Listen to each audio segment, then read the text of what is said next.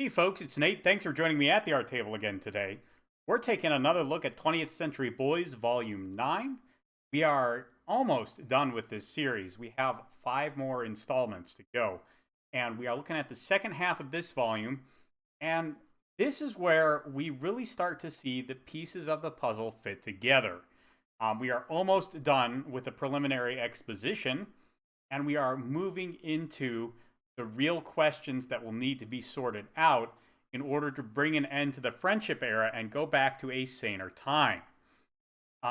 Just as a quick reminder, at the end of our last installment, we did finally see the return of Kenji, introducing himself here as Yabuki Joe to Detective Chono, who has never met Kenji. And I think this is a pretty good decision to let us be reintroduced to Kenji through the eyes of a character who hasn't known him. He will, of course, eventually meet up with other people who have known him in the past, but right now, we're seeing him through fresh eyes, and I think that's important.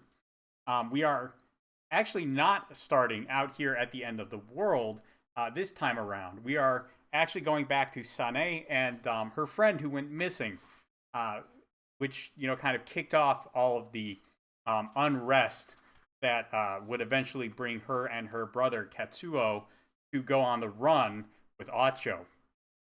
And we are learning a little bit more about Kenji's music.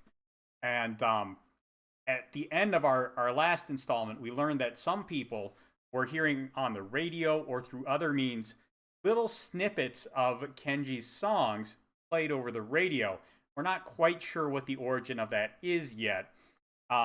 But the focus of this chapter is on the lyrics, which are a little bit different to the performance that Kenji gave when he was playing on the street. No one has quite worked that out yet, but that is one of the sub themes that goes through this. But most of this setup part here is really more about Kana. So there's like I said, there's one last bit of exposition, and I'm gonna discuss that first. All three of these themes are kind of woven together throughout all of these chapters. I'm gonna address them individually, and then I'm gonna discuss the end of this volume, just so we have a little bit better flow to the discussion. This is not necessarily the way Urasawa wrote it. He does a great job, I think, pacing these storylines out and weaving them together. But we learned that Kana is preparing for a suicidal attack on the Friendship headquarters. We already knew she was working towards an attack on the Friendship headquarters, but it's pretty much a lost cause at this point. Not surprising, given that the FDP is all that remains of the Japanese government at this point. But Kana is motivated by the collapse of her ambitions, for lack of a better word. Throughout the entire second act, we saw Kana as a very, very capable figure. She pulled together an alliance between two separate underground factions, the Thai Mafia and the Chinese Triads. She managed to predict gunshots. She used her ESP powers very wisely. And what we learn is that after this alliance failed to prevent the assassination of the Pope, the leaders of the Triads and the Burmese Mafia, or the Thai Mafia, stuck together, and they continued to work with Kana to try and oppose FDP's grind to power. But after a couple of months, they realized they were failing. And they brought Kana in, and they offered her a vaccine. And they're like, we have actually this huge pile of vaccines that we've stolen off of shipments. And everybody takes a vaccine, and they lay plans, and Kana goes her own way. And then she finds out that only person who got a legit vaccine was her. And all the other people in these mob groups she was working with faked injecting themselves with a vaccine in order to convince her to take her vaccine. Then they all made a suicide attack on the FTP. They all died there, unsurprisingly, given how well the area was guarded. And Kana has carried that guilt ever since. Um, she's planning this follow up attack, not because she thinks she can overthrow the FTP, but because she feels like she is committed to this line of action and it's the only option she has left. Um, Ultimately, Acho goes to her and tries to talk her out of it, and he fails.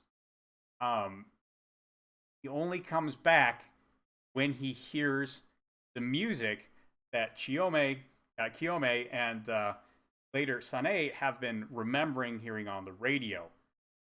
We'll come back to that thread line at the end of the story, but I think this is a very interesting development for Kana's character because she was so influential and powerful in all of the obstacles she overcame in the second act. But ultimately, the her involvement was futile, and that is an interesting and difficult um, part of the story to come to terms with. The reality is, um, Friend is not Kana's villain to defeat. She has her role in this story, but Kana's difficulty has always been in coming to grips with authority figures. This is one of the reasons why she rarely rarely works in concert with any of the original cast, any of the adults, for lack of a better term. I mean, admittedly, Detective Chono is an adult, and she actually works with him throughout most of the story. The point is, people of Kenji's generation, she has a hard time relating to. Because when she was on the run with her uncle, she built this wall between herself and any authority figure. And she was not only is she bad at taking advice from them or cooperating with them, she also had no one to look to and model herself on when responsibility fell into her lap.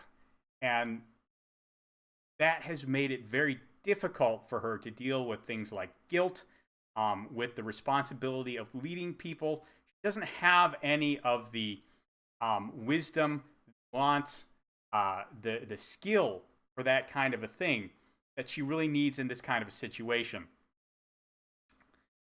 And not only her inability to see what the mafia bosses were doing, but her willingness to then lead her crew on a suicide attack is all testimony to her immaturity. And I think fundamentally that's the problem. Kana is mature for her age. She has gone through a great deal. She is, to an extent, wise, and she has more personal power and charisma than most kids her age, but she is not ready for the kind of responsibility that she's trying to take on. It's going to fall to Kenji and his friends a little bit longer to set the course of the age. The second thread that weaves through this story is Kenji himself. We saw him for a brief moment introducing himself as Yabuki Joe at the end of the last installment. And I think it's very interesting that he chose to introduce himself as Yabuki Joe, because Joe is a very straightforward character. He is the hero of a boxing manga, as I mentioned in the last video, and he's very straightforward, honest, and I actually haven't read Ashita no Joe, but he is kind of the heroic template for kids of Urasawa's and Kenji's generation. So, the logical choice.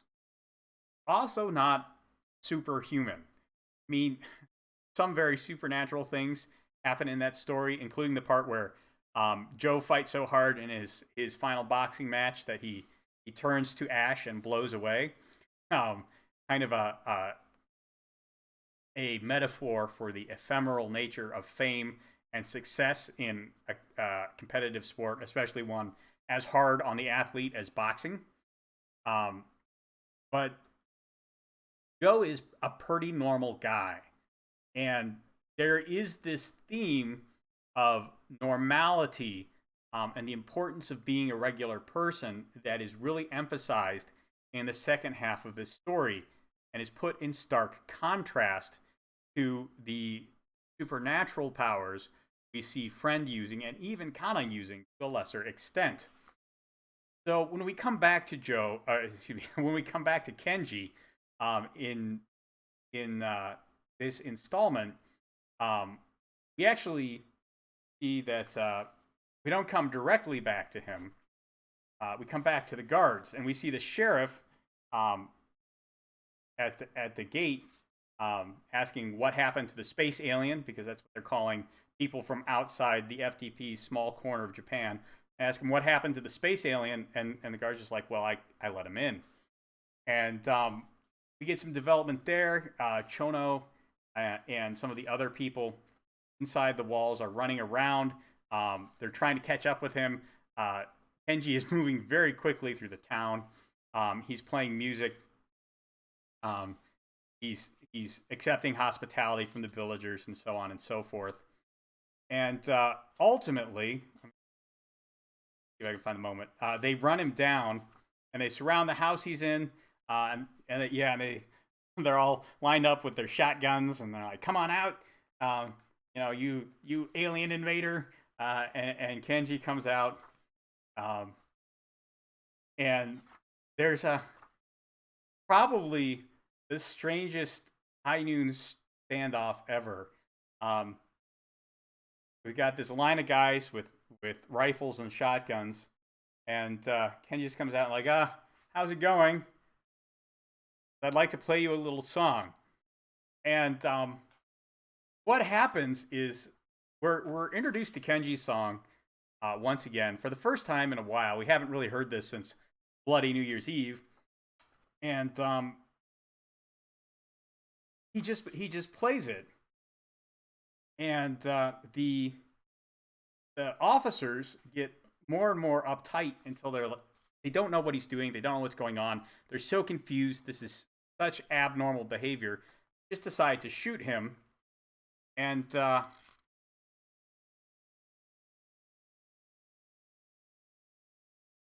it's interesting the way this is played, because we're starting to see a direct contrast between our friend and Kenji. So Kenji gets shot, or at least a gun is fired. We don't know if it actually hits Kenji at first. And Kenji goes down flat. And as he's lying there, Officer Chono comes over and looks at him, and he hears Kenji muttering something, but can't make it out. And so a little louder, Kenji says, "Get up. Stand up, Joe." Say it. Say it. He wants Chono to say a famous line from Ashita no Joe. Joe would get knocked down and his fans would cry out, stand up, Joe." And so he gets up. And now we can actually see that, yeah, he has been shot. He's actually bleeding from his leg. But he keeps playing. And he staggers over to the line of cops and says, "I'm singing a song." And when somebody's singing a song, you can't shoot them. And you can see, just through sheer force of personality, Kenji has backed this man down. And this is the contrast. Kenji has no powers. He can't read minds. He can't bend spoons. Can't predict the future. But he has such a good understanding of normal people, and he himself is one, so that's not surprising.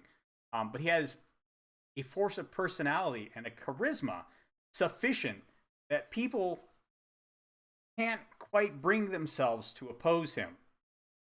It's a much more natural thing than what our friend does with his platitudes and his empty reassurances and his showboating. Kenji is just playing his song. Everyone is wrapped up in it. The point where they find it difficult to oppose him when he says something as simple as, "Don't shoot me." Finally, people arrive in droves. They just all bust through the gate. They're walking through the middle of the village. They just pick up the sheriff as he's trying to bark orders and rally the troops to hunt Kenji down again. The sheriff goes unwillingly crowd surfing. Some crazy humorous moments here that show there's Kenji is almost riding at the front of a tide. Um, the people are calling for an encore, and Kenji's like, "Well, you'll have to wait till the next show, and probably be over that way." He takes off heading towards Tokyo, where the FDP is headquartered. And it's interesting that this should be Kenji's approach. Before, he was simply opposing our friend's dream. He didn't want friend to accomplish his aims. Now Kenji is reasserting who he always was. He was always a guy who wanted to play music, who was inspired by the music that he put on the cafeteria radio when he was in school, when he was 10. And he's wanted to inspire people that way his whole life. Now that's what he's doing. And when we see Kenji doing this, we see a power over people, and it's not the best way to put it, but he is having an influence on people, which is better and more authentic than what the FDP has. It's not based on lies, it's based on a real meaningful connection forged through music.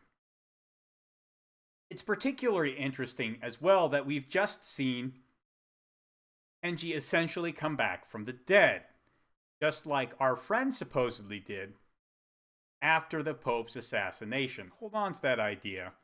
We're coming back to it. The third line here is the question of, what are the lyrics to the song? Where is it coming from? And why is that important? We're not going to get all the answers to that in this installment. The question of where it's coming from is pretty simple and straightforward.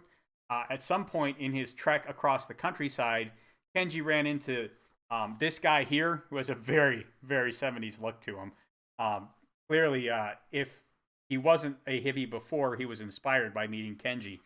But he's been playing these songs over the radio. He's out in the middle of nowhere somewhere that's been abandoned, found a radio broadcasting tower, and he's just running songs whenever he can, depending on things like weather conditions, because apparently he's running on solar here, and a couple of other things. He can't broadcast all the time because of the power situation and the time that he has available to him. The only guy there to broadcast has to sleep sometime. But he's doing his best, and he's broadcasting Kenji's music because he seems to have run into Kenji at some point. Morrow and company are trying to investigate this as well. They go back to the NHK, which is the Japanese Broadcasting Corporation. I don't remember what the abbreviation is, but it's essentially the PBS or BBC in Japan. And they go through a bunch of the old records, and they find a few clues as to what's going on. But they find something even more important than that. We'll get to that as well. But the attempt to understand the lyrics of the song is less important as a MacGuffin, and more important because it's, well, I guess it is kind of a MacGuffin. The lyrics themselves are, in the strictest technical sense, because it's running around trying to figure out these lyrics that initiates these counters.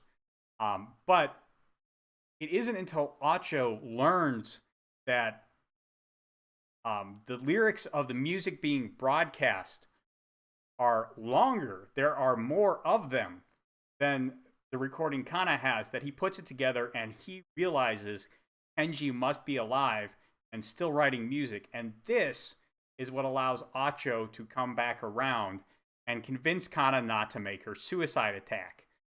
She's going to go with him to try and find Kenji instead, because after all this time without him, Kana has finally come to accept the fact that she is not an equal to this situation and she needs help.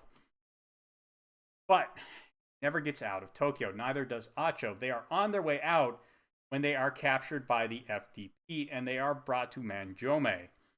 And our last few important story threads tie together here. Before we can discuss them, I have to kind of break a promise. I promised I wouldn't say what our friend's name was until I was ready to discuss the character, and I've forgotten about revelation at the end of this this volume, which makes it necessary. So if you don't want to have that spoiled for you, this is probably the best time to drop out. Suffice it to say that Anna and Acho are taken to Manjome. They have an important discussion that involves both Manjome and our friend's past, as well as the present, and confirms that the guy currently wearing the friend mask is an imposter. That's all I'll say now, but if you want to avoid spoilers, this is the time to drop out. Okay, so we'll give you a couple of seconds there. All right, so if you're still here, what you need to know, there is like almost a whole chapter discussing Fukubei's appearance on television when he was a child, trying to prove that he had these paranormal abilities.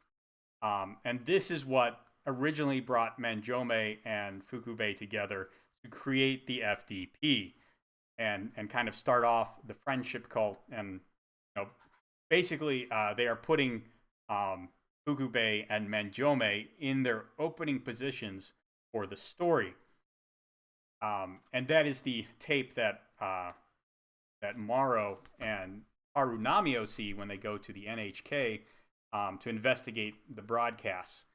So, all in all, that's kind of interesting, and it is perhaps the last piece of Friend's backstory that we need to create a complete narrative line from where they start off to where they end up.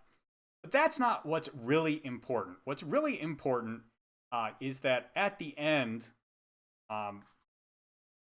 we get a discussion between Acho and Manjome about the meeting in the science lab. Not the one when they were kids, but the one when Fukubei was shot and killed. And Acho says, I definitely took off the mask and saw Fukubei. He was definitely killed in the science room. And Manjome says, that's right. That was him dead without a doubt. And then tells a story about a meeting they were having in the FDP headquarters as they discuss the survivability of the new virus they released 3 years ago. It was only about 50% lethal, which is not as lethal as they had intended. And there's a lot of people out there now, still alive, very upset with the way things played out, that pose a real danger to the FDP Japan. And the guy wearing friend mask, he doesn't seem to know quite why that is. As all of his advisors, except for Manjome, leave, says a lot more people survived than expected. I wonder if we need to do it again. Something like it. Manjome says, I think you've done enough. Then hears the other man say, what would Fukubei have done? And that's the end of the story. It's been pretty obvious up until this point that there is a disconnect between the person who saved the Pope from being shot and the person who was our friend up until that point. But this is the first time anyone has ever admitted to it. And this is the beginning of the final mystery of this story. And also the beginning of the downfall of the FDP. Because the guy running it now is not as capable of playing the game as Fukubei was. So, all in all, it's a pretty good narrative hook for the end of the story. And it's a pretty good reason for the whole thing to fall apart. Um, Once Fukube was betrayed by Yamane, the FDP was essentially dead. He was the beating heart of it. But it's taken a long time for the corpse to teeter over and die. All in all, I think my big problem with this is that this new friend really feels disconnected from the rest of the story. He does indeed feel like a guy who stepped in out of nowhere to keep the story going. And even I have completed my reread of the series at this point, and even now that sensation sticks with me. I really feel like I know that Urasawa did not have this entire story plotted out, but it feels like he should not have killed Fukube when he did, because this feels somewhat tacked on. I would have preferred a more natural villain to present himself. It could have been Manjome. It could have been the head dream navigator trying to clear the way for her child. It could have been any number of things. I think having someone impersonating Fukube as our friend, not the best decision here. But the stuff with Kenji, very good. You really see the contrast between him and Fukube, the ways they approach leading people. The flashback with Kana is very moving and emotional, and it shows how she has really been beaten down and broken down. She is very much not the extremely confident character of the second act, but we have to get her to a place where she can affect the outcome of the third act. And we know that means she has to find and make her peace with the authority figures she has rejected for so long. So that part is well set up. Now, this ending, where she goes and speaks with Manjome, probably doesn't have a whole lot to do with that. That's probably more for the purposes of expounding on the friendship plot line, which is okay. You do need to develop that as well. All in all, we're in a pretty good place. We are past the slow part of the third act, and we are getting ready to see how things play out. Very excited to talk about it with you and then give my final thoughts on the series. Anyway, let me know what you think down in the comments below. The like button and a subscribe button down there, you can use those as you see fit, and I'll talk to you later.